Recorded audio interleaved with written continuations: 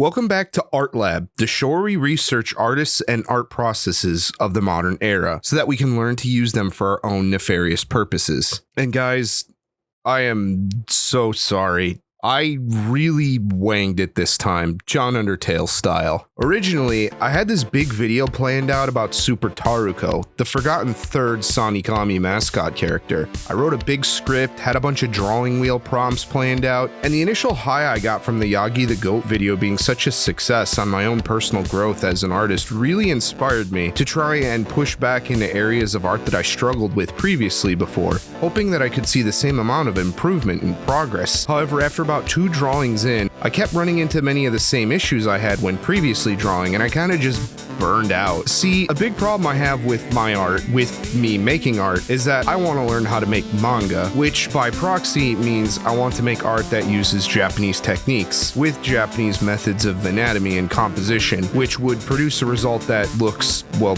like it was made in Japan by a Japanese artist. Which might seem obvious to some, but the term manga is one of those words that's been really losing its meaning and nuance over the years. And specifically here in the West, there's always been a lot of bullshit associated with non-Japanese people wanting to make this kind of stuff, and it's always been frustrating me how such a simple thing can get so needlessly complicated so fast. I get that the culture and language barrier is a thing, which Japan has business societies and cultural exchange programs, of course, but Jesus Christ, none of these places are able to accommodate art exchange on a professional scale, and that's because most manga artists aren't fucking around with these bureaucratic salarymen type groups. They're too busy making manga, and most educational international outreach business types only ever are really interested in manga on like a surface.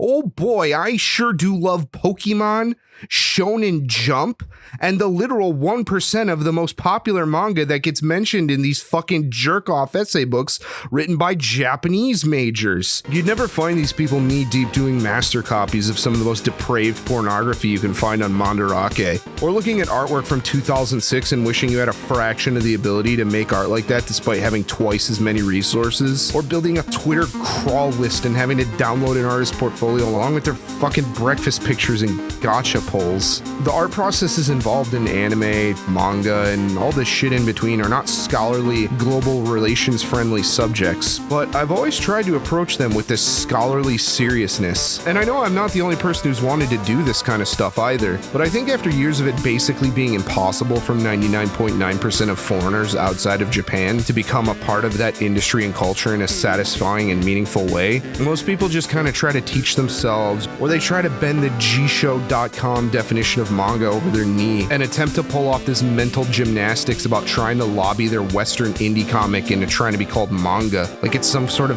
brand quality assurance thing. And then they end up in this pit of half and half bullshit where it's trying to LARP as manga, but it just never fails to look off in some way. And I am stuck here with them in Artist Alley hell. Obviously, this is not what I want for my art, and my inability to break free from this same seemingly inevitable purgatory has just basically given me permanent art block. I realize there's a lot of existential chaos that goes into making authentic-looking manga art, and that even the word authentic can be hand-waved as subjective at best. But I don't think it should be a fucking philosophical debate to go, hey, I like the way this is drawn. I'd like to learn how to draw like this. It's not like I've been sitting and doing nothing this whole time. I've studied and researched every possible avenue that I could find. And a big part of this is the language barrier. I've tried learning Japanese like 4 times, and I've learned a lot, but not enough to make it count towards my reason for doing so. And every time someone tries to help with advice or consolation, or it's okay, you can be your own thing. Here, have a participation trophy. I just kind of feel more and more miserable about it. Art is supposed to be fun, and yet I've always had this huge anxiety about it. It's incredibly stressful at times, and rarely have I ever had fun just sitting down and drawing. I don't know why I can't just be happy with the way my art is, or why I can't accept the fact that I'm not able to live up to the standards that I have and move forward. I clearly want to do this. I've stuck with it long enough, and every time I fail or make something that looks bad or makes me want to quit, I just can't shake this feeling of wanting to come back to it again after a bit. People always tell me I shouldn't be so hard on myself, that I shouldn't make art a chore, that what I'm trying to live up to is some impossible standard, and it's hurting my ability to make things and wasting my time. And to be honest, after 10 years of this shit, I just don't even know what to feel anymore. I feel lost and aimless. I don't know who to ask for help. I'm simply defeated. I've fallen, and I can't get up. Let's make a manga about it!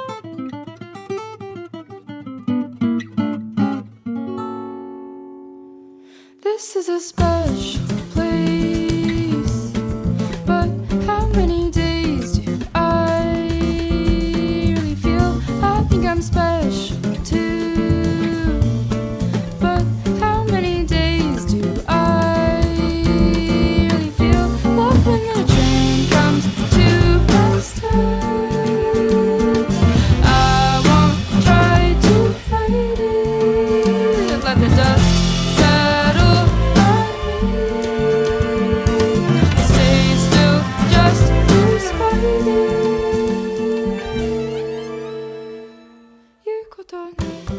it. So manga and Japanese illustration and by proxy doujinshi work has been my personal biggest art goal, period.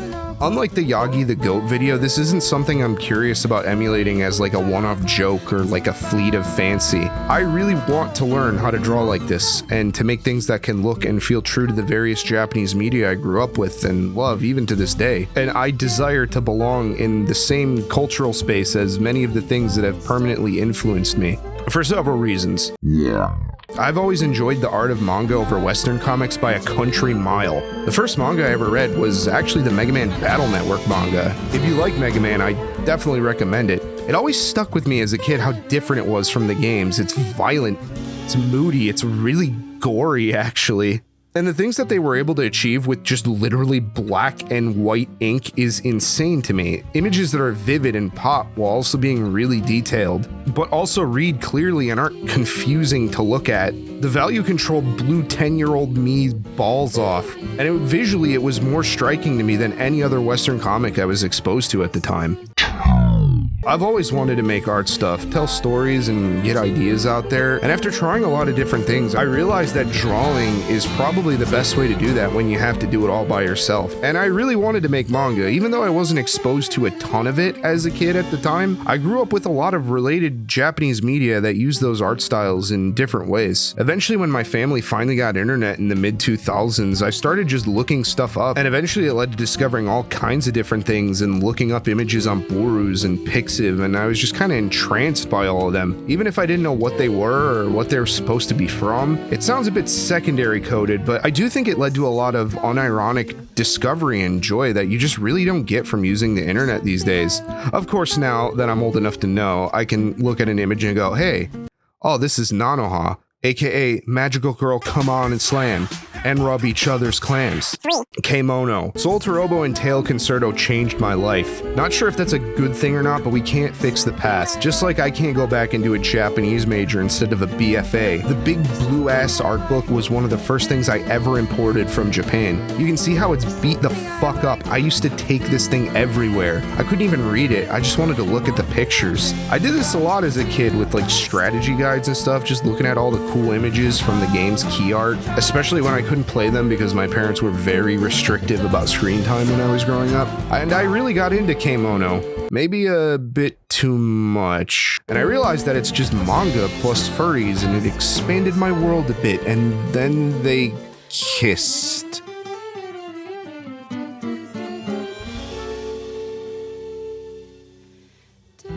And after an actual decade, yes, I'm not being hyperbolic, I'm ready to just try and accept the outcome and commit it for the internet and the world to see, whether I turn into a lol cow over it or not. Plus, if I ever did meet the right person, it would probably help to have something to actually show that I can sort of do this a little bit, and also have a good gauge of where I am struggling and need to improve at ability-wise. And when I say make a manga, I really do mean make a manga in probably the most literal sense you're thinking of. Binary printing with black ink on a white page, with screen tones being used to create a value range, drawn in a Japanese style using Japanese techniques, well, as close as I can get to being stuck in self-study hell for so long. And that's something I feel like I need to be a bit upfront with a bit. This video is not a tutorial, and despite my best efforts, I'm not a manga artist.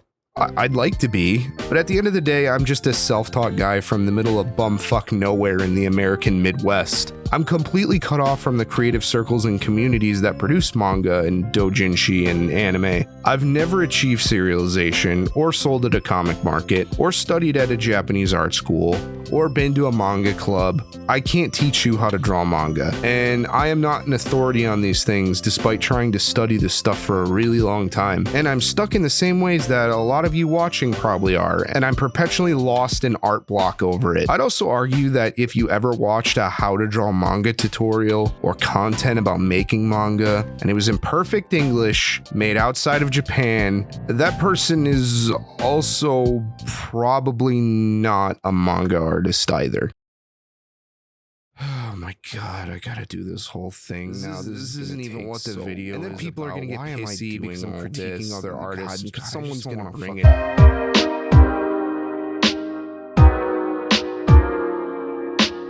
Even though it sounds like some shit that doesn't matter, the topic of foreign participation in manga and the Japanese animation industry has been a thing since well before my time. It's a subject with history that could easily overtake the runtime of this video, and that's because there's just legitimately so many angles you could approach it from, including the history of outsourcing in and out of Japan from Japanese and Western animation projects, to the small yet persistent group of Western indie comic artists clamoring for the title and prestige of manga, to Japanese takes on popular Western properties, various courses, classes, and websites that all come and go promising education from real industry professionals, to the modern era of other countries trying to wear Japanese subculture like a Halloween costume, to the post-COVID boom of low power level individuals flooding anime and manga circles, and the disturbing worldwide trend of trying to globalize anime and manga, how foreign attempts at the styles and techniques have grown and sort of changed over the years, to just the changes that have occurred within these mediums themselves inside of Japan, barring any kind of foreign involvement. Any one of these angles could make for a lengthy topic of discussion in a video,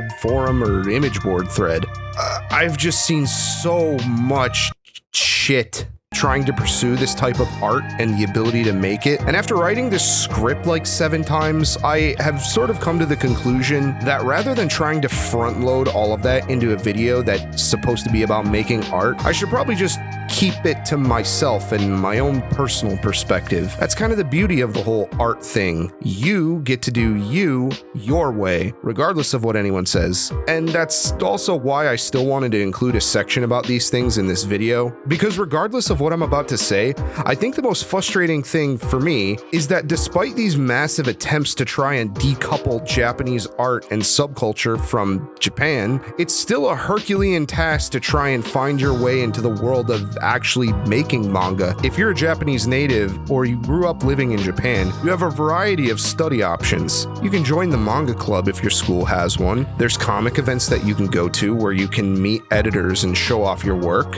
There's manga prizes abound that you can apply for. Educational institutes that can teach you those artistic skills. Plenty of books you can buy and read, not to mention a huge variety of online resources and classes that are available as well. Everyone else is kind of just a self-taught hobbyist, and they usually all just kind of try to wing it, and depending on a number of factors, end up with mixed results. You could argue that a lot of these imitation mediums have come a long way and potentially even surpassed their Japanese origins. But for me, my dearest, most heartfelt wish is to break free from the purgatory of anime-inspired art and products, to just move over to the artistic environment and culture of people that actually make this stuff. And I don't mean just general culture of wearing a kimono and sashi otabe tai desu. I mean hanging out with other artists, meeting creative professionals, finding your mutuals with similar passions, navigating the medium to find the parts of it that you like and want to incorporate in your own work, learning about process and technique, forging bonds with other artists, and growing as a person. So with regards to OEL manga or other Western attempts to try and jape Japanese mediums, Korean and Chinese webtoons or the CCP honeypot slots, the realest, most brutally honest thing that I can say is that I simply just don't care about it.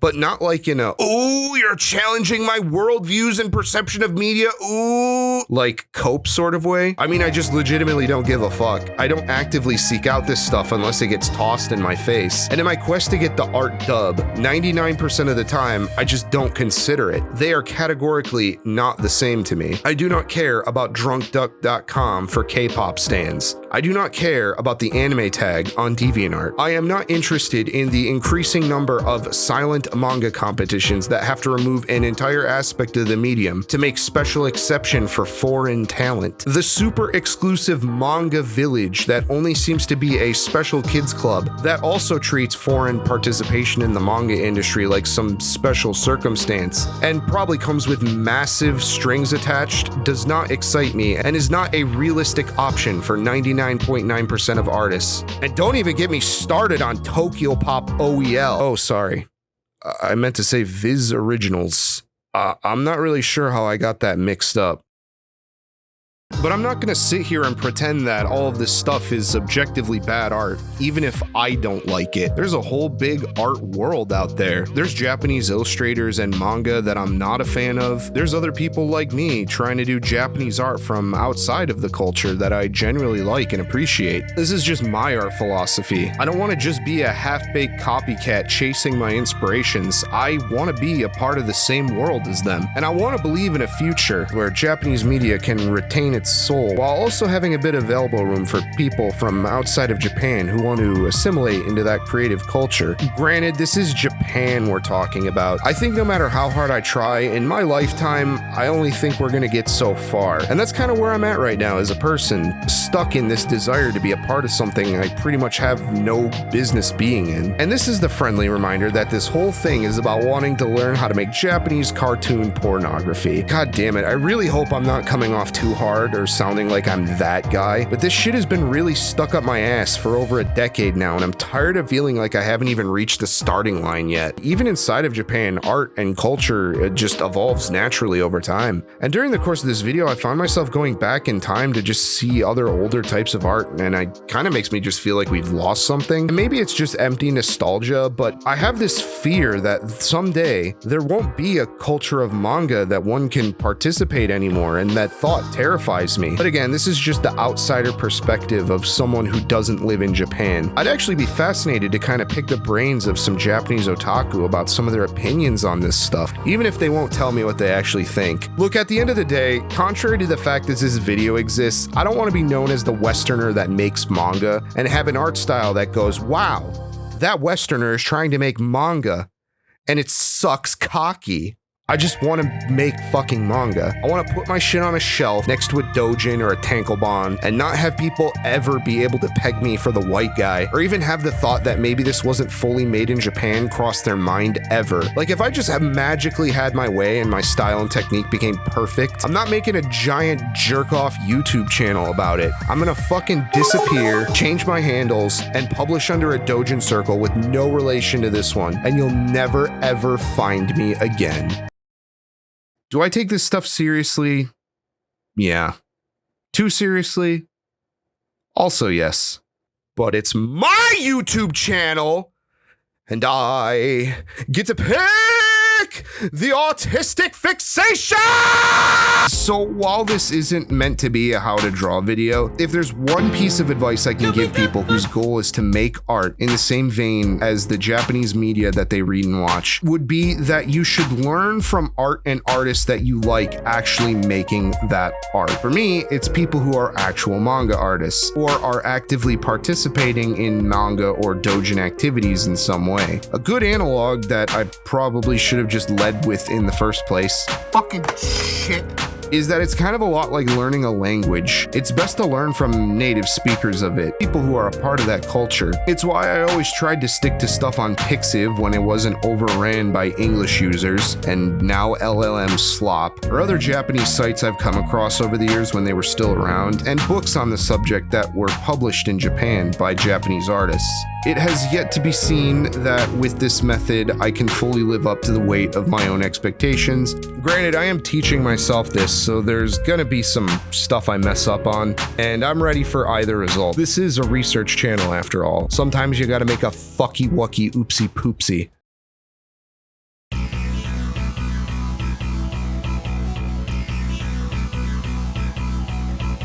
Hey, did you know that Konkonbini was actually from something and not just a made-up thing for this YouTube channel? That these characters are actually part of a story?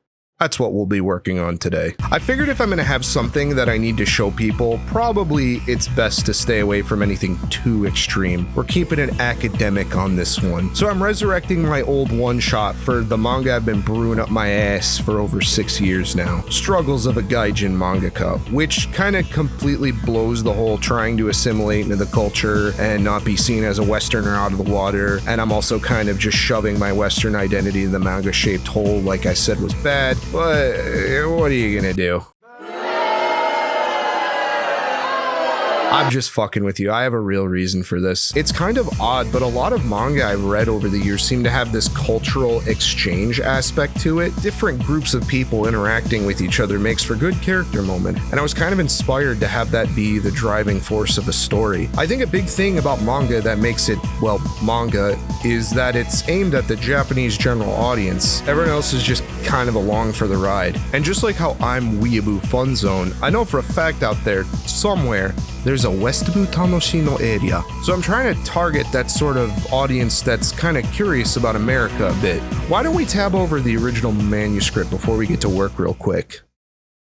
It's nighttime and we see a young man in his car watching something on his phone. His name is Kei, and he has dreams of becoming a mangaka, but oh no, he's an American and knows exactly zero actual mangaka and knows exactly zero ways to learn how to do that. So he gets a job at a new Japanese import store nearby, and he's about to start a graveyard shift. He walks in and makes banter with his coworker, Reiko Fujiwara, a Japanese national who's come to work in America for various reasons. Kei-san pops on the till, but the store is empty, and feeling bored, he pulls out a drawing pad and begins to explain his situation further to the audience, only to be dragged out of his monologue by Reiko. There's a small confrontation over what Kei was drawing while he was zoned out in his own little world, which then turns into a quick Japanese lesson. Did I mention this is a bilingual manga, by the way? The conflict escalates, Reiko hits her hand and knocks over a display she built improperly. Kei-san saves her, but then she lands on him. Squidward meme.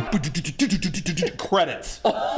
Yeah, you can kind of see I didn't get all that far, but I think we have a good outline to work with here. I know a lot of people would probably be wondering why not start from scratch with something like the Kisho Tenketsu format, but I think what we've already got here sort of falls in line with that method. However, before I did jump into this, first, I did a couple things to kind of hopefully help out in some of the later stages. I revisited the characters and did new updated key art for both of them, and I sort of have mixed feelings about what I did for these. I kind of hinted earlier at being inspired by more older styles of manga art, and as I was prepping for this video, I was sort of thinking I was going to try to aim for an older style, but if this is going to be a piece to show people where I'm at and what I need to improve on, I figured it would be best to just do it in my default style as much as possible, and you can kind of see the after effects of that indecision in certain places, including on Reiko's face here. It's not much of an improvement over older versions of her, and I kind of have this sort of half trying to shoot for like an older Bishoujo gay style and half doing my usual shit. Kei-san looks okay though,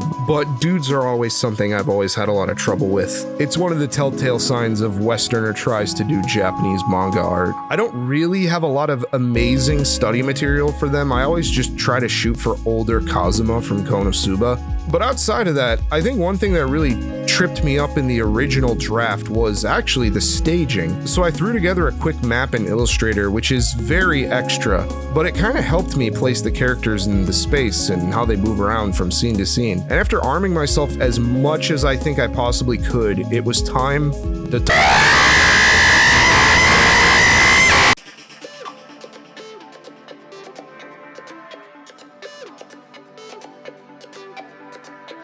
The first step in the manga making progress is the name. It's essentially a rough draft with the goal being to settle in on the composition and flow of the panels and images. Speech bubbles and sound effects are also added this part, just to make sure that there isn't any room for unsolvable issues with an image not working or there not being enough room for elements of the reading path or something just not working way too late in the process. I tried to follow this mindset as best I could, but not having functional Japanese language skills meant I wasn't really able able to do sound effects in the beginning, but I did try to typeset and compose as much as possible. And for me, this is actually generally the most fun part of this process, regardless of what I'm making. I don't have to be like stressing out about stuff. It really feels like just my imagination gets to flow out on the page. And rather than being burdened with making accurate or correct drawings, I can focus on things like composition and mood and feeling. Unfortunately, this can also mean that I'm kicking a problem I might not be able to solve down the road, like these cars. But it's where the dream sort of takes shape for me, and you get to start to see what's in your head come to life a bit. Usually you would share this step with an editor and get feedback and make changes, but I don't got one of those. I need to find an editor. Is there an editor in here? No. What about here? No. Oh, is that the editor?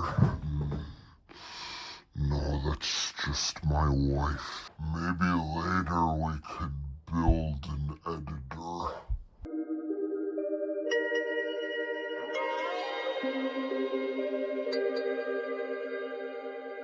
This is kind of where I usually start to tense up, and again, sometimes I don't fully solve drawings. Especially on this project, there are a lot of panels that were just effects or images, which is kind of difficult to represent in a sketch. The backgrounds as well, I didn't really actually start doing until way later in the process, and that's mostly because I don't have a great perspective workflow for doing backgrounds for this format. I have a good understanding of perspective. It was something that I was better at than most things at art school. I just never got good applying it to things. I also had to use a lot of these drawing dummies that CSP has, which also kind of bogged down the process a bit somewhat, but it helped me get more accurate drawings, so I feel like it was worth it in the long run. I have a lot of issues with these models though. They're hard to trust at times, and they don't actually articulate in the same way humans do, so you can get them to do a lot of weird shit that just doesn't work in real life. Any drawing aid has its drawbacks, but I've always found that these models are just kind of more annoying to use, especially when you can just take real reference of real people. That being said, I unfortunately did happen to trace over some of these objects like the bottles and the car. I think it works a little better because they're inorganic objects. Originally, I was going to use this video by a YouTuber named Yukinoko Comic, who has this really interesting process of how they try to tackle drawing a car, and I wanted to do that myself, and I sort of tried to do it way in the beginning, but man, it just did not come out. It was a very frustrating and humbling process by the time I finally rolled around to it. So I ended up taking this really low poly model from SketchUp. So I kind of did draw half a car, but please, please, please do not get into the habit of tracing. It is very bad for you and it leads to worse drawings. Thank you for listening to my TED Talk. I hate inking. It's easily my least favorite part of doing this, and that's because of the fucking pen, the default G pen. I fucking hate the G pen. It always seems to do the opposite of what I want it to do. If I need a strong, thick line, it comes out weak. And whenever I want a thin line, it comes out fucking thick. I can't ever decide on a good pen size, and my drawings always come out way too thin looking because I'm super conscious about just fucking jamming the pen through the tablet. Also, because I don't fully solve my drawings in the final draft sometimes, I end up having to redo a lot of stuff or solve issues during this part of the process, especially on stuff like hands. And when something in the draft looks okay, you can actually finalize the drawing in the inking process and it looks terrible. I don't like inking. Hey, Lois! What? There was a very clear point in the previous part of the process where I sort of just cracked and wanted to start seeing the final project come together. Multiple panels that I didn't know how to approach fully, or ones that I was just kind of dreading adding a finish to, were starting to pile up. And in an effort to keep progress going no matter what, I started moving on to things that I felt more confident about solving and getting done. And while the shiage is basically where I have the least amount of experience, mostly because I usually don't get this far, it's actually not not that difficult if you have a proper understanding of value structure. The idea is to think about it as if you were taking a colored photo and making it grayscale. Certain colors, despite having different hues, are going to have the same values or lightness. So the key is to limit your amount of different values in order to make the image less messy looking. That was part of the reason why I did these character tests in the beginning, mostly to figure out what these value structures would be, specifically 60-10%, 60-20%, and 60-40%, and also black. But this part of the process in general just really dragged on for me, mostly because I was trying to figure shit out all by myself and use whatever references I could observe from other manga artists. This is another one of those times that I wish I could ask a real pro manga artist for help, because there's a number of skills I felt like I was either doing wrong or struggling with, like layering screen tones on top of one another. I specifically avoided doing that in this because I just didn't know how to do it.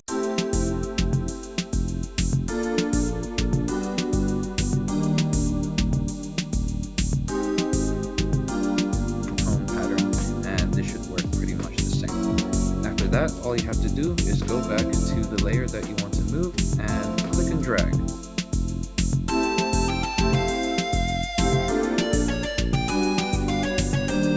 Or what's the best way to do tone or black inking for stuff like clothes and backgrounds? Black clothes in general were kind of a real pain in the ass. I sort of skipped over a bit on the character portraits, but eventually I ended up bouncing between a couple of the default tools Clip Studio has, and I sort of ended up in this noise gradient sort of thing, and I don't really know how I feel about it. It kind of just looks cheap and amateurish to me. Speaking of cheap and amateurish, at this point it was finally time to settle on a lot of those panels I was procrastinating on, like these backgrounds, which outside of stuff like the car really weren't that bad. I'll go over it more in detail in a bit, but I think I came up with a really neat trick that probably wouldn't actually hold up in a professional work environment. Unfortunately, even after that, there was still a huge slog to getting done. On top of having a lot of really intensive panels with a lot going on them, like these informational monologue panels, many of the panels needed graphic design work, like these boxes, the bottles, the fake manga covers that look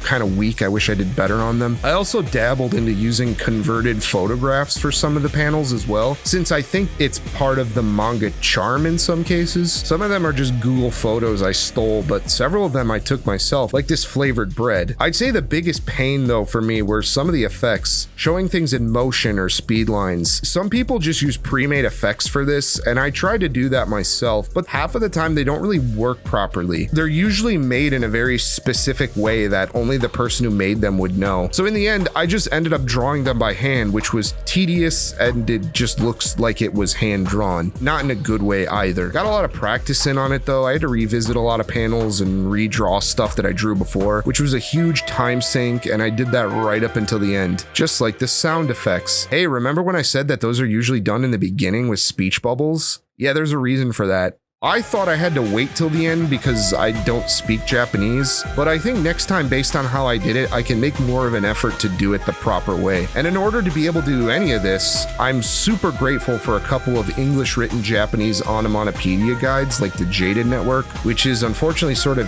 dead as a site, but they have a backup Excel document, and this other GitHub guide also helped too. Composing them in the scene after the fact wasn't super bad, except for a few instances where I was able to use type treatment to sort of work it into the scene, but it was enough of a hassle for me to understand why you should do it the right way. But these are extenuating circumstances we're dealing with here.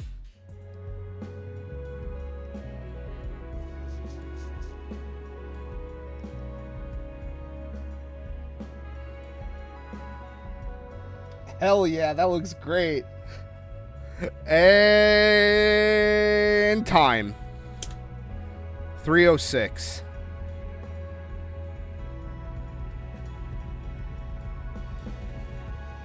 Guys,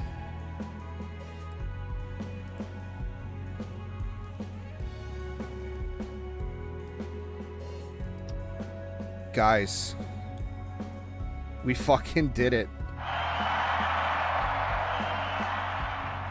I completed a doujin. I mean, I'm sure there's stuff could go back and tweak, but like, that's it, man. Like, I could show this to someone. Not that I would, but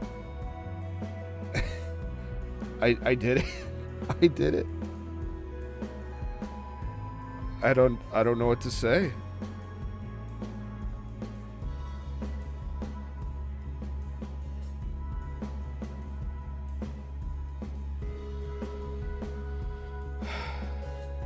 Well, there's only one thing left to do.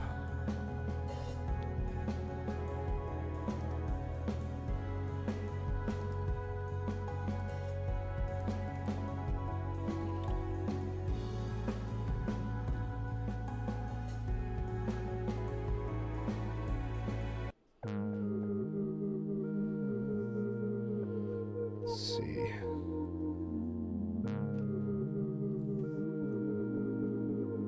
Now I can finally draw for fun again, yeah. Now I can put myself through this fucking hell again for something that isn't for a YouTube video. Alright, let's see, guys.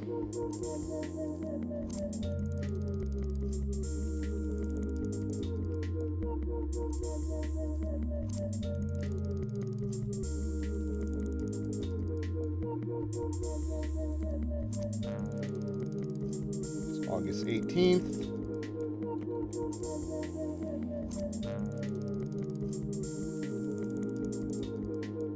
$2025. 3:06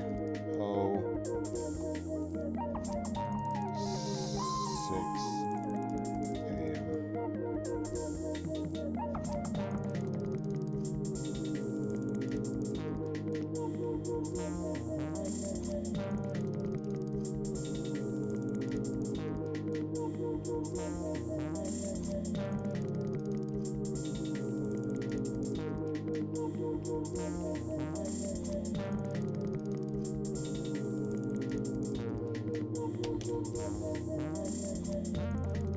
All right, fellas. I don't think there's anything else to say.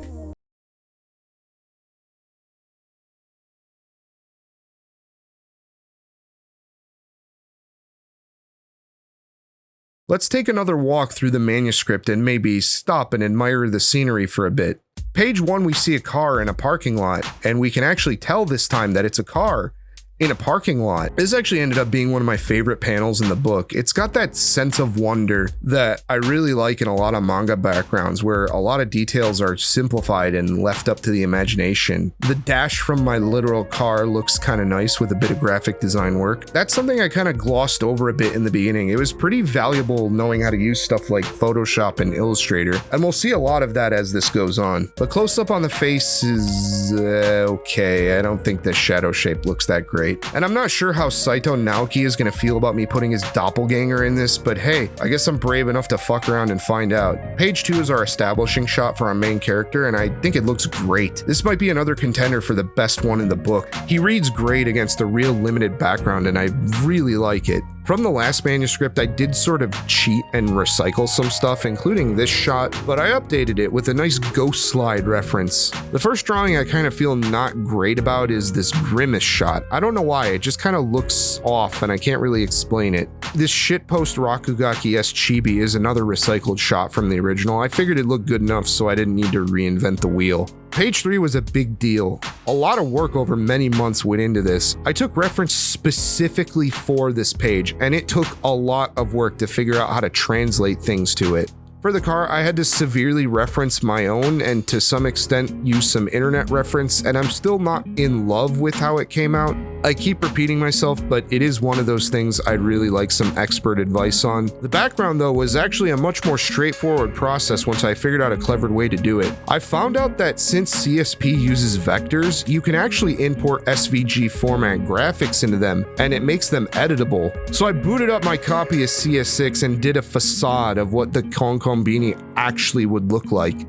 Popped it in, used the transform tool to get the perspective on it right, then made a 3-point perspective ruler from the transformed 2D image, and went to town fleshing it out to make it fully in 3D. Not half bad for a dumbass from the American Midwest. It was kind of a pain to figure out though, and I'm sure a real mangaka would have a better and more elegant solution for this, but I really did want to make some customized assets for this project. I think too many indie comic types kind of ignore things like backgrounds and settings too much. I get because they think the value of the work is all in the characters, and environments do take a lot of work to make. I think the place that characters interact with each other is almost a character of itself and just as important. I'm not going to act like I didn't phone it in a few places myself, but even little things like this to help root the reader in the story can really go a long way. One last challenge was the lighting and the value work of the scene. Again, I don't really get how to do double layered tones, and in an effort to keep my values under control, I opted out of adding certain design elements like shadows in certain areas or the whites of Kaeson's ears. I also cheated a bit in the first shot under the car since there's a harsh spotlight, but here it's being illuminated by the light of the store. It drives the drama of the scene a little bit better, so I'm okay with the inconsistency, since you probably didn't even notice it until I pointed it out to you. Our first introduction to Reiko, very important. I took a lot of time on that ass. This is a page I've drawn like 4 times over the years, so seeing it finally done is kind of surreal for me. I think it's a good character banner moment, and it sets up a bit of the relationship between the two of them, where they kind of know each other enough to make jokes at each other's expense, and it's comedic and not a live leak video. These simple character pages were the most fun and honestly the easiest to make. I can see why people only ever want to do character work in these type of projects. I had some issues cramming text into certain areas though, like in this bottle page. Also, the bilingual part starts here as well. I get that that might limit some people's ability to read this, but you can also include furigana in the text subtool menu in Clip Studio, and I promise my Japanese isn't that good. So if you just have a basic understanding of hiragana and katakana, you should be able to read this just fine. In a lot of cases, it is just canned phrases, since by design, I wanted this chapter to sort of focus on Kaeson rather than Reiko. Some more character banner, a background that's a mix of a 3D lay-in with a couple free transform perspective objects.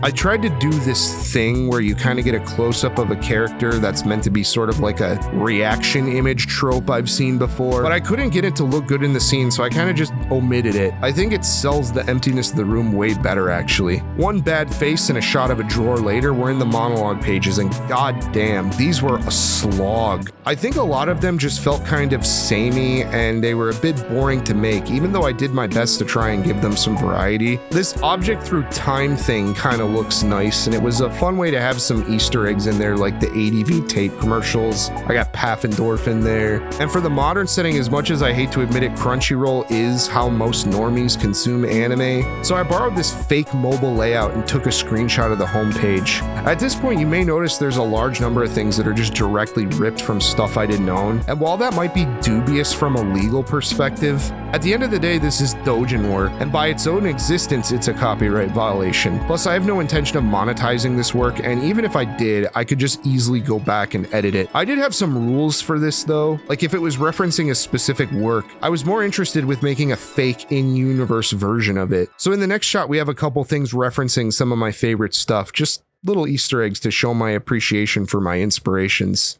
Though a lot of these panels really aren't anything to write home about though, they get the job done as simple graphics and convey the information. Oh, this fucking guy. I had a number of gags like this in the project where I wanted to ape a specific type of art. Like this one is vaguely based off that really bad drawing of Captain America. I don't think I got the technique right at all though. I had a really hard time with the face and my shit just kind of looks like off-brand boggy. Out of all of these in this project though, this one isn't so much a dig at the artists as it is a delineation between two worlds of art. It kind of started that way, but as I was looking up a lot of this guy's work during this, I even found the original ink drawing of that Captain America, and I gotta say, I have a lot more respect for the dude after trying to walk a mile in this guy's shoes. I'm not turning into westernoid Marvel multiverse zone or any shit like that, but it was a humbling experience. A lot of these were. The last ARTLAB was studying one artist, and it took me like 10 times to sort of even get close. This shit was like, okay, now do that 5 times in a row with completely different art styles, and you get 1 try per. Shit that's not happening for 500, please. I did okay on some stuff though. The Irastaya method came out pretty good, but I also knew how to do that from before, so I expected as much. there's a sneak peek at the Year of the Cow Dojin that's never fucking coming out. This behind the glass scene, I question its effectiveness, but I really do like. I think thematically it sells the isolation of the character and by proxy myself. I remember on Twitter I saw this mob scene sort of handling and I really wanted to try it for this panel. We got 2 fake manga covers, which I probably could have done way better from a graphic design standpoint, but not only are they small, they're practically cut off by the edge of the page. I really hate drawing small like this. It's very frustrating. Also, sorry to this guy, but I punked your Melon Books pick. Thanks. God damn, we're only halfway through this shit? I feel like I'm starting to lose my voice. I need a drink of water.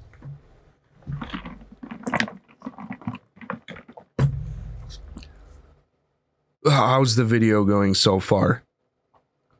Do you like it?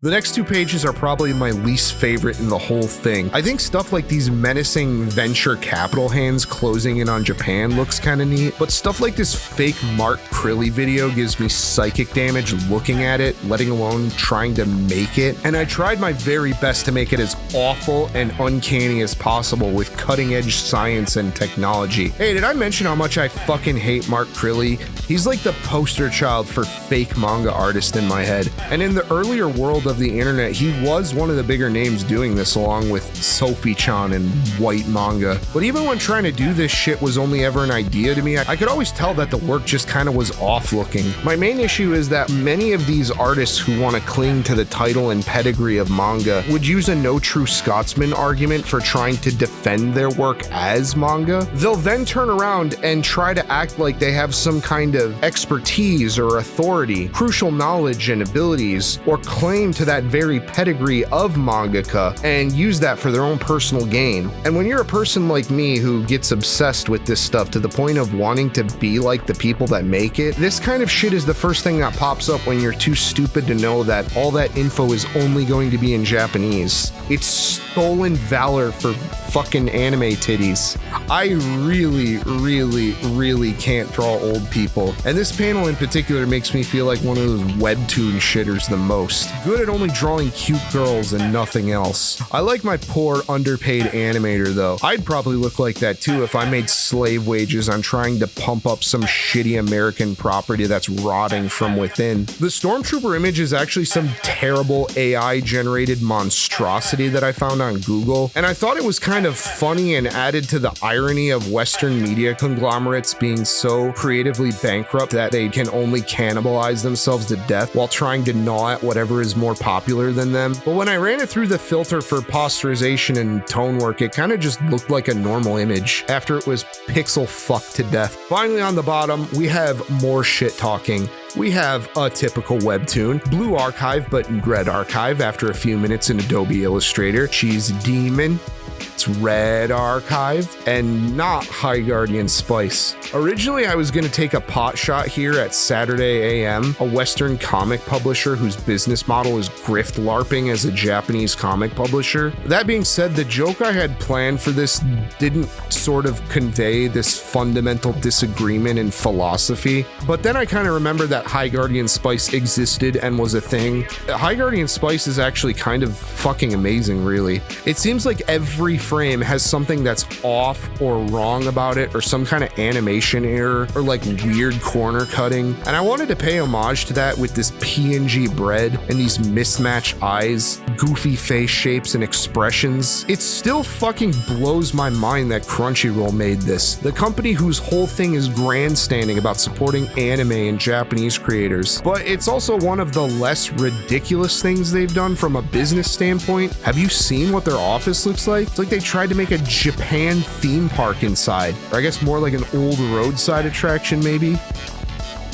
What the fuck? Is that the fucking entrance to Kabukicho? The fucking prostitution district? Are you fucking kidding me? Finally, the last shit talk panel, and doing this was like pulling fucking teeth. A big problem with trying to represent a lot of these more globalized manga art styles is that a lot of people that do this like to use soft brushes and paint like layers. Not to say there aren't artists like that in Japan, but it seems to be more of a standard thing with artists from other Asian nations. I was really racking my brain about how I was going to represent these styles styles that don't really have some of the constraints of traditional manga with the constraints of traditional manga at first. But then I realized you can just toggle this setting up here to grayscale. I think the default is set this way for certain limitations that printing companies have in Japan though, so your mileage may vary if you're actually trying to get this printed.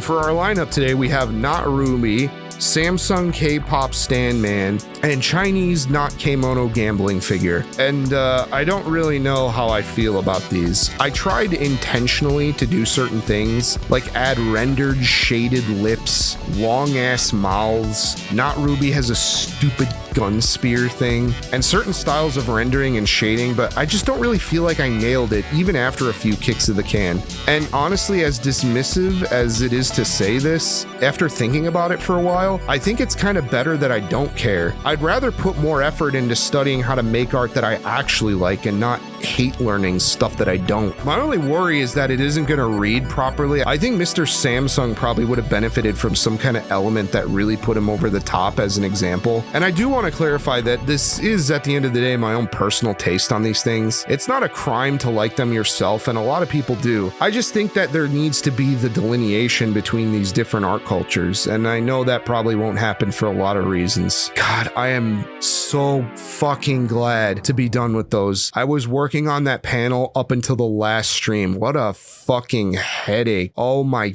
fucking Christ. The Mikus throughout the ages were way more fun of an experiment. I looked up some older doujin work. I did one in my own style, which is sort of stuck somewhere in the 2010s. And then I get a good old Naito Saoki one for good measure. This draw panel cleaned up nicely once I was able to use work from another panel and get a proper background tone in there. Page 13 was one of the first pages I finalized. Just some simple drawings in tone work with a couple effects for stuff like the zoom call and the application. 14 has some more interesting stuff going on in it. Humu Humu Reiko, Conan reference, and then it just gets real. Again, I know I've talked a lot of shit during this video, and while I do have big opinions about a lot of things, I think at the end of the day, I'm just looking for a solution to this and this how to draw manga problem I found myself in. And a lot of the answers to that are very scary, risky, and unadvisable. Also, these speech bubbles are direct quotes from something that was said directly to my face at times. I really wasn't playing it up for the camera when I said that there's a stigma surrounding wanting to learn how to make this kind of art, and I just really don't have any smarmy quips or jokes to try to downplay the despair that I happen to share with this character. And this is probably the most I'm gonna make myself vulnerable during this whole video. So if you're fishing for ammo to ass blast me with in the comments because I think solo leveling is fake and gay, well, here you go, I guess. Then we get that 10 moment whipping us right out of the monologue. Having a character speak multiple languages is something that does not happen a lot in manga. I sort of tried to approach this as if it's like a scanlation of a real manga by having longer speech bubbles to accommodate Japanese type. But for when Reiko speaks English, I wanted it to be apparent that she has somewhat of an accent. And as the series would theoretically go on, that sort of tell using different fonts would change to be more and more standard looking, like she's learning to speak another language more naturally. I was also looking at the Game Center Culture Exchange manga, which I've had on myself for years before it got an anime, and it's really interesting how they handle it, which is that they do horizontal bubbles for English with a Japanese TL, and vertical for Japanese. Maybe in the future I'll change it to be more like this way, since theoretically this would be for a Japanese audience. Since I was trying out a bunch of different art styles for this, I had an impulsive idea that I wanted to try shoujo manga style as well. I used the Survival Game Club manga as a reference, which is a great show, by the way. If you haven't seen it, go check it out. We got some more character banner. We're hitting another rough patch again, though. I'm starting to introduce those speed lines I mentioned having a lot of trouble with earlier, and I ended up revisiting a lot of these things in the 11th hour. Add another point to the I wish I had professional help counter, I suppose. I also kind of screwed up on the layout with this one, eventually including the sketchbook in the not stolen from Konosuba reaction meme, but I'm cool with what we got. I actually think it flows really well. Next page is the characters moving about the scene, setting up the big action shot. There's an impromptu Japanese lesson page. These more simple pages were actually a lot more enjoyable and fun, and it's probably because I wasn't pushing myself so hard. I just got to kind of enjoy the process for what it is. Shit hits the fan on the next page though, and this is one of the last pages I touched on. I think it's the most put together, but also is incredibly technically complicated. Around the time I was working on this page, I took a trip to Chicago and got to check out a Japanese used bookstore. I ended up picking up a volume of Koro Koro for that month, and I ended up referencing that a lot. It was actually pretty helpful on a lot of these action scenes, even if I think they still look amateurish and self-taught. A lot of graphic work on this too, which isn't hard since I do that for a living, but it is really tedious. And I don't think Asahi Super Dry is gonna approve of me directly editing and ripping their graphics right off the packaging, but that's okay. They don't have to know. I think these two action scenes are best discussed in a set. It was kind of a pain in the ass since I did all of them by hand with like one or two exceptions. And the balancing act of trying to make sure these two pages flowed well together was kind of crazy since there was just a lot of shit going on. Hey look guys, I did the Squidward meme. And finally, the closeout. A temporary end and look into this world that will hopefully someday continue, as well as a reflection of my own journey trying to find an answer to this struggle of learning manga. I've done so much random shit just grasping at something, anything to lead towards some kind of solution in my adult life, a lot of which has nothing to do with drawing or even art at all. I did a bunch of designer odd jobs, random networking, writing handwritten letters that just get thrown in the trash, emails, phone calls, you name it. And that experience sort of is the foundation and inspiration for this character and the journey he's on. I've never really seen Kason as a self-insert, even though I retroactively used him for this channel, but I don't think I can deny that I've written this project from a lot of my own personal experiences. And I understand that in a way that's kind of what makes manga. It's the art and stories of the artisans and animators, all of whom live in Japan and eventually grew up to become a part of the culture of making manga itself. So on that note, how successful was I at attempting to try and make this kind of art myself? After considering all the planning, work, struggle, thought, and effort that I put into this, I think the only thing I can call this project is a failure. Because no matter what I say, or study, or do, I'm still not a real manga artist. I'm just a Midwestern American that gets geeked up about Japanese subculture. And what we have here at the end of it all is a Japanese cultural product that isn't Japanese in culture or origin. It's a farce. I talked a lot of shit about how other artists and art cultures want to wear Japan like a skinwalker, but artistically, I'm not any better than those people. Hell, I might even be worse off because Korean and Chinese shit actually is somewhat popular in Japan. And a lot of that art has plenty of people fooled into thinking it's Japanese. I wouldn't be able to do the same. In fact, for half of the drawings I did for this project, I couldn't. And this was it. This was my best shot.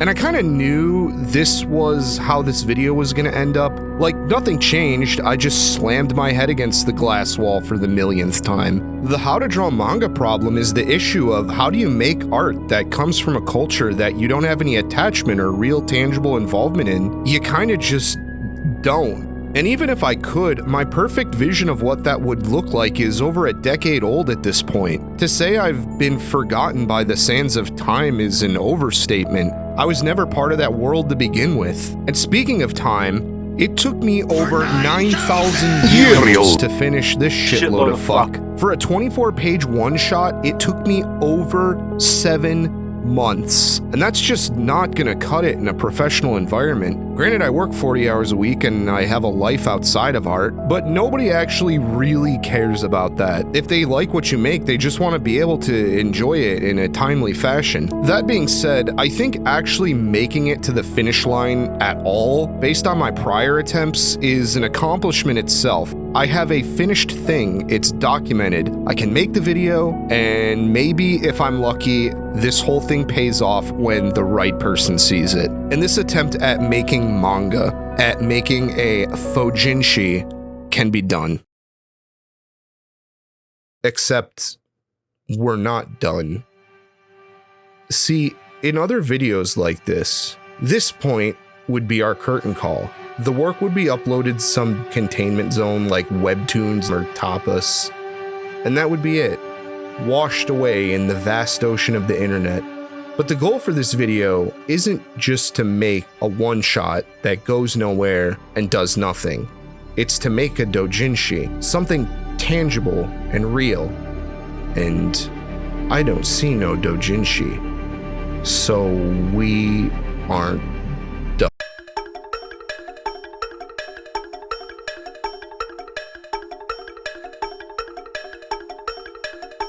When you sign up for a comic market, every doujin artist, regardless of their skill level, puts themselves on the line and gets a batch of their work printed for sale. It's about making what you think deserves to exist in this world. And that's part of why I love doujinshi and why I think I'm a better fit for it, as opposed to something like magazine serialization. A lot of people here in the West hear the word doujin and they instantly think porn because they just kind of don't really know any better. But I really mean it can be anything. It doesn't even have to be art. This arcade hardware book is technically a doujinshi. Look at this example I found in a book solely about graphic design for the purpose of doujin work. Check this fucking Chad dripped out with the pocket watch and the giant stein. So getting this printed is not just a fun little bonus thing for the end of the video, it's a necessary part of the process. However, getting doujin press printing outside of Japan is easier said than done, which should be a grand slam victory lap for any artist who manages to get to this point doing this stuff. For our situation,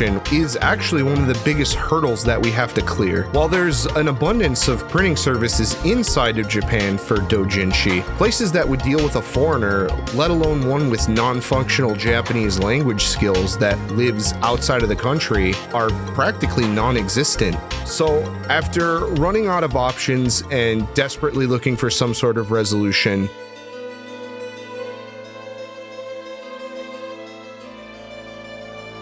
I knew what I had to do.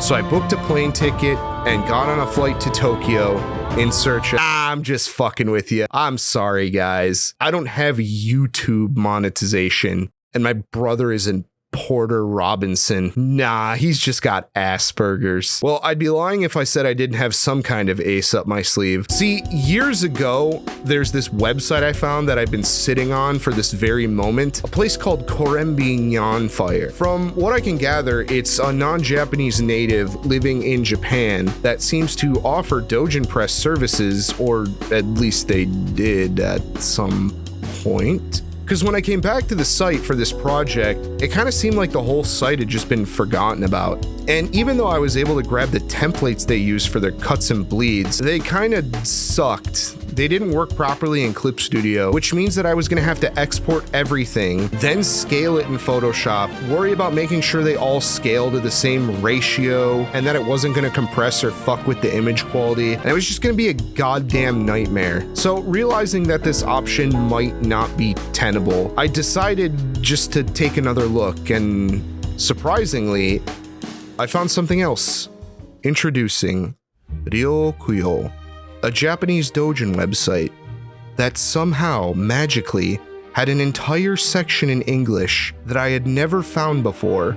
Detailed pages on how to properly prepare your files, what kinds of services and options you can purchase for your project, and they have guides to get your work prepped right out of Clip Studio. It was a dream come true. I filled out their convenient form for getting a quote, and it was broken and did not work. So I reached out via the contact email, and someone answered, thank fucking God. And after a polite conversation with a representative, I gave them my info, and it was $250 fucking dollars. Is that right? It was like 5,000 fucking yen on Nyanfire. What the fuck happened? I work in production, so I know that low volume means high production costs per unit, but like doujinshi sells for like 500 to 800 yen. And each book here would cost like $20. Maybe I accidentally chose an expensive finishing option or paper, and nope, the startup costs are just that expensive.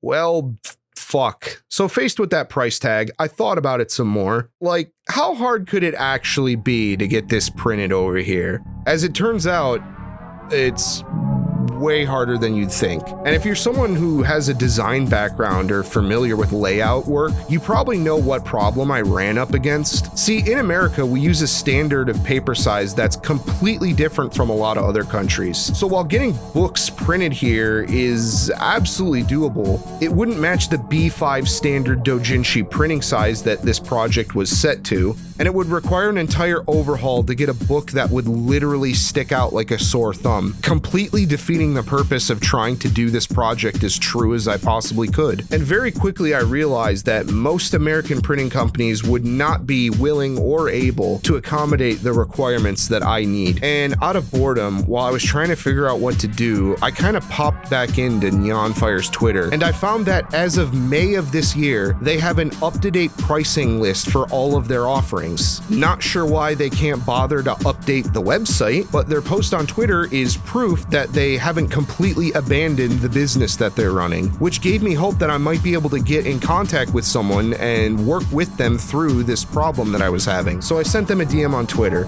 Nothing. Okay, well, let's try to make an account on the website. Maybe there's a contact me forum. Also nothing. Using the name Karembi, I was kind of sort of able to reverse cyberstalk the guy who I think actually runs Neon Fire, a French artist based in Japan, doing exactly what I would want to be doing as an artist. I reached out over bluesky. Also nothing. He has a completely different website where he sells his own art and merch. And unlike Neon Fire, this one is up to date and has a proper contact form. And I was about to push it. But after thinking about it for a minute and remembering that the website is in the state that it's in, considering that he refused to respond to any of my previous messages, I think going any farther than this might be seen as harassment. So I laid off and I just kind of gave up. So begrudgingly, I once again began to contemplate the $250 price tag of Ryokuyo.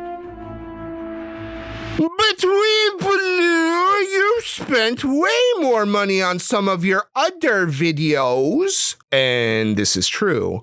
However, specifically as it relates to this video, the Trump tariffs are in full swing with no sign of when they'll eventually go away. For most of this year though, the saving grace for myself and many other hobbyists has been the de minimis agreement, cross-country treaty for packages that are valued under certain thresholds to cross borders tax-free. And the Trump administration set their sights specifically on this agreement, and in a movement that might not even actually be legal, pushed to dissolve it before its original scheduled end date. Without getting too hard into partisan politics, I knew that this whole situation would be a massive headache. Not just for Japan things specifically, prices on all goods across the board were set to rise as tariffs don't actually do what they're supposed to do. So in an effort to avoid as much of this impending cost as possible, I scrambled to build and ship as many deputy boxes as I could before the September cutoff date. I also rushed to start on all kinds of tech projects like a new server, EverDrives for streaming, just anything that I could think of that would fall under this illegal tax on my personal life. And in doing so, I did significant financial damage to myself to a point where that $250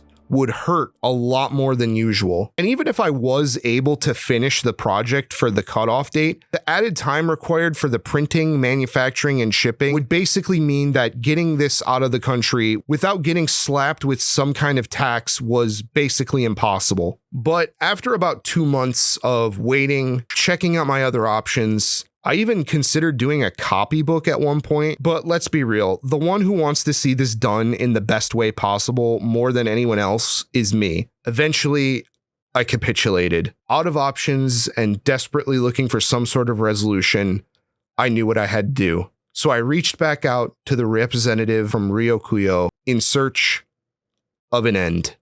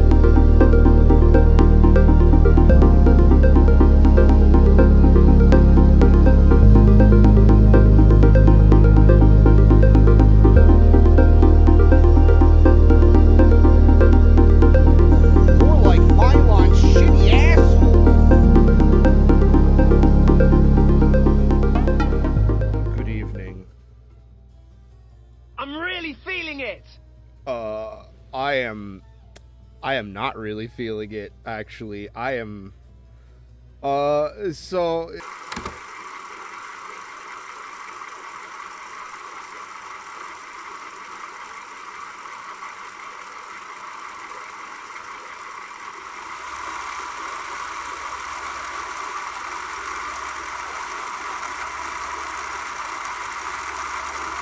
Anyways,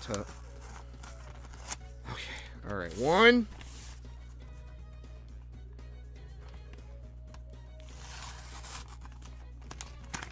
2...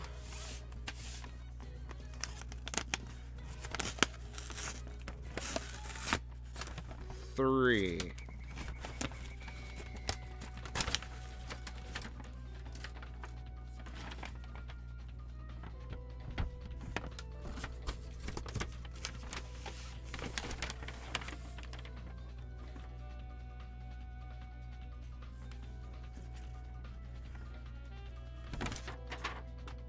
It's upside down.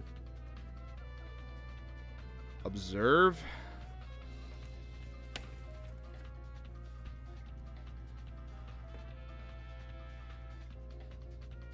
I don't know if you can see my head in the shot, but I'm kind of observing the pixels. I could have just been the image I used, too. Wasn't high enough quality. Clip Studio is not exactly amazing with its graphic design. What do the kids say these days, Rad? 6, 7? 1, 2, buckle my shoe. Top 10 classic hot... Okay, fuck it. Let's just do it. Wow. Wow.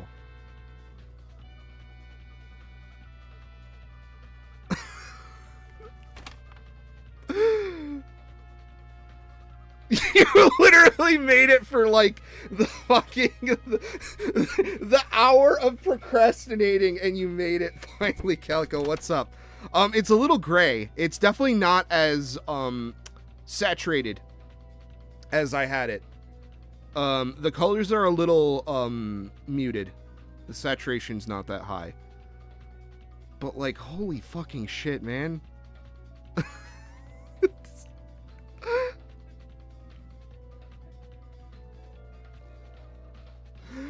Okay, alright. Now we get to go through page by page and see if there's any fuck-ups. Oh my god. You know, it's so... it's so different seeing it in person. Like, it looks so fucked on, like, the computer. But it's like... It looks... way, I don't know how to say this, but it just looks way more legit in person for some reason. Oh god, Reiko looks so good. I will say, this face, I think, is one of the best faces in the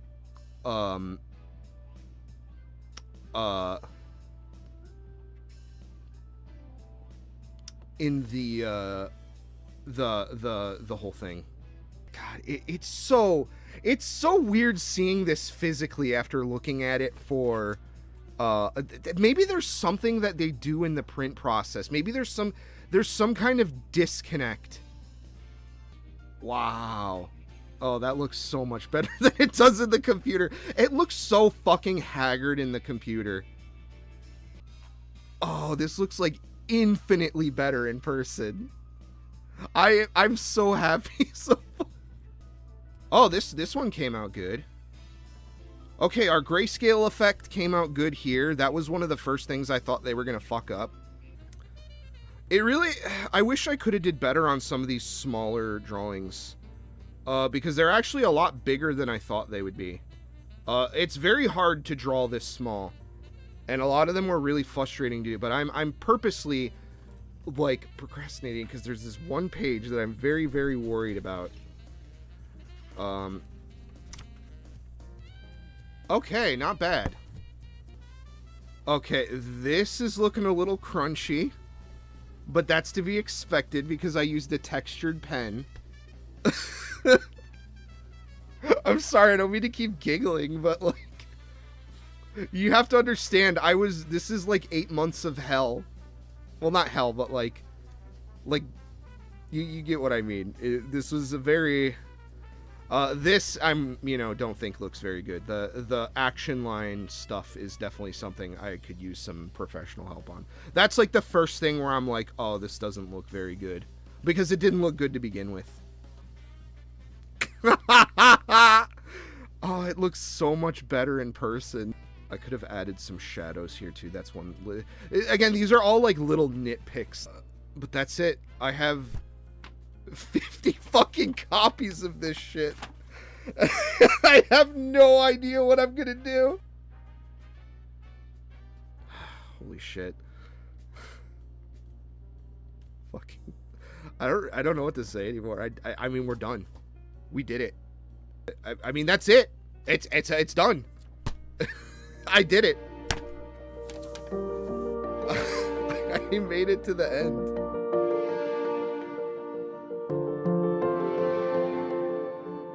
After a year's worth of hardship, 50 copies of my debut doujinshi arrived at my doorstep.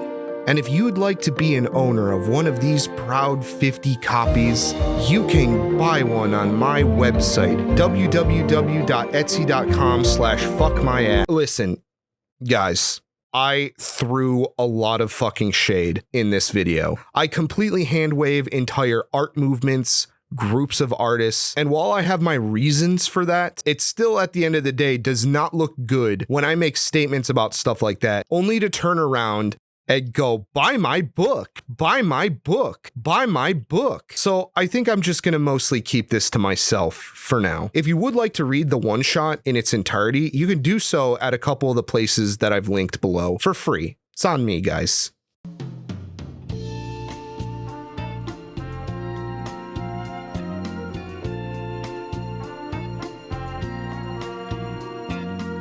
And once again, we've reached the end of another art lab. I still am struggling for words to describe my feelings on this ordeal that has loomed over me for years. In a way, it kind of feels like I wrong warped to the final boss of this YouTube channel. Even though I do videos for fun and making a career out of being an influencer sounds gay, I was hoping to kind of work my way up to this point and eventually tackle this when this channel had more momentum and audience. But I guess I just got kind of tired of waiting around. I'm not getting any younger, and with all the crazy shit that's been happening this year, I finally just felt like I had to act. I'm hoping that this video can at least serve as my message in a bottle, which is why I pushed on, even at some of my lowest lows. I'd rate the overall doujinshi process as a foreigner who doesn't live in Japan a 6 out of 5 smashed iPads on the difficulty scale. My entire art journey has been about trying to cross the line between Japanese and Western art, and even though I've been trying to do this a long time, I still haven't figured out that X factor. What I need to do to move forward and get to the point where I don't need to be freaking out every time I go to pick the pen up, where I can see the things I love about anime and manga reflected in my own art and feel like a real part of that world. And it seems like every year I can't make that happen is another year that cultural line erodes further and further, and at some point Japanese subculture is just going to become an alien, globalized, homogenized soup, completely unrecognizable from the one that I fell in love with. And maybe in the future what I want to achieve as an artist won't be possible, or maybe it wasn't possible in the first place, or something will come along that completely invalidates all of my efforts. I don't know. But what I do know is the feeling I've had ever since putting down that pen for the last time on this project, since opening up that package on stream, and it's what I want to end the video on. Even though I feel like in a lot of ways the challenge wasn't successfully carried out, and I'm still generally back and forward on how I feel about a lot of the work I make. Above all that, there was one thought in my head that drowned out every other thing I felt at the time. It was the feeling that I couldn't wait to sit down, pick up the pen, and do it all over again. that's actually not a metaphor. I really couldn't wait. In that time frame where I was waiting for the books to arrive, I started a new Nemu, did a bunch of character work, started learning Blender, and